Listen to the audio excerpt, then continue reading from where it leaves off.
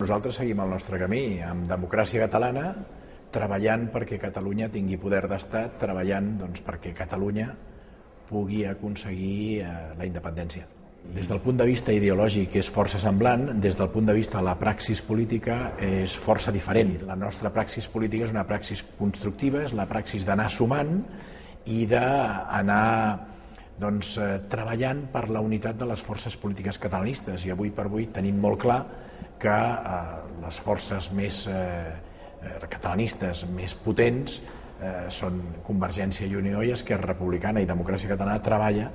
perquè es produeixi l'entesa en qüestions fonamentals de país, com és el pacte fiscal inspirat en el concert econòmic i com és, al nostre entendre, que s'inclogui a l'agenda política del govern el treballar perquè Catalunya tingui un estat propi en el si de la Unió Europea. Jo crec que aquesta crisi econòmica que estem patint està fent que la ciutadania catalana prengui consciència del que cal és afrontar nous reptes, afrontar la realitat i per tant fer el pas perquè Catalunya tingui poder d'estat i puguem sortir fonamentalment de la crisi econòmica i defensem la nostra dignitat cultural i nacional, com faria qualsevol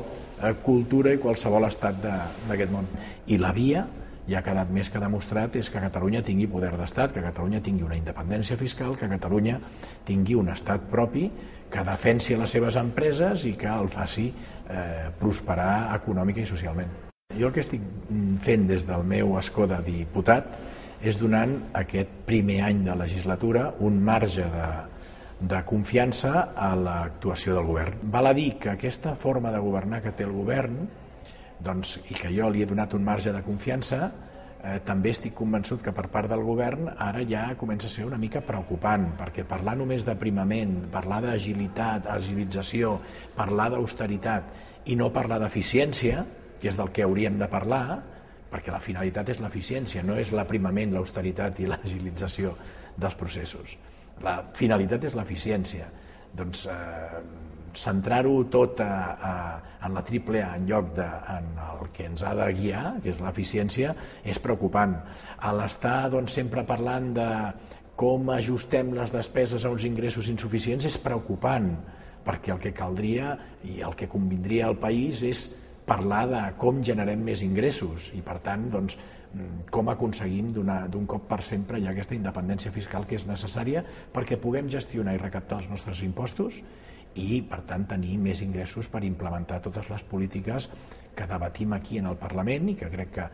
moltes són molt interessants, però que si no disposem dels recursos suficients i necessaris no es podran implementar mai. A mi mai m'han dit res d'aquestes qüestions i a més no ho tinc pas previst, per tant no és cert. Tinc bona relació amb persones d'Esquerra i coincideixo amb alguns plantejaments d'Esquerra Republicana i tinc molt bona relació també amb persones de Convergència i coincideixo en gran part en els seus plantejaments, però insisteixo, és a dir, no es poden acomodar. I aquí la diferència rau en què Convergència el que no pot és acomodar-se a aquesta forma de governar, perquè aleshores sí que seria molt perjudicial pel país. Tant de bo s'aconsegueixi la independència fiscal, crec que seria un primer pas. Jo soc partidari de ja anar directe per l'estat propi, però en aquest sentit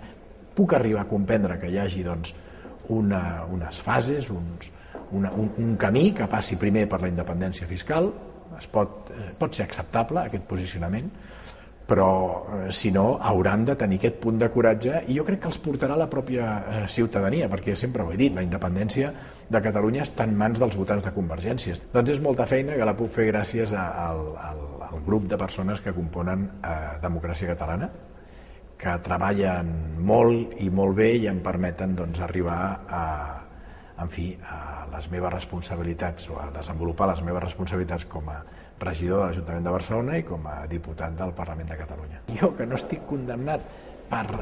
res i, a més, que crec que he fet una feina prou bona en construir el millor Barça de la història, em volen, a base de repetir mentides, posar al mateix sac de l'expresident Núñez, que, repeteixo, està condemnat a 6 anys de presó per delictes econòmics, i del president Rosell, que està sent investigat al Brasil per tots aquests delictes de corrupció, frau fiscal, blanqueig de capitals i suborn.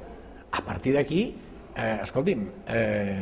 que s'ho facin mirar. Després de que els hi deixem en herència el millor Barça de la història, resulta que sembla que els hi sàpiga greu i ens posen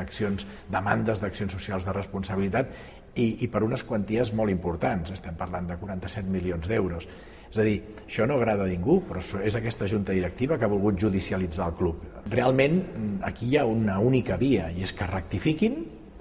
retirant les demandes, que donin les gràcies pel que els meus companys de junta directiva i jo vam fer durant el nostre període de responsabilitat en el Barça i que demanin perdó pel que ens han estat fent aquests últims temps, que no té nom.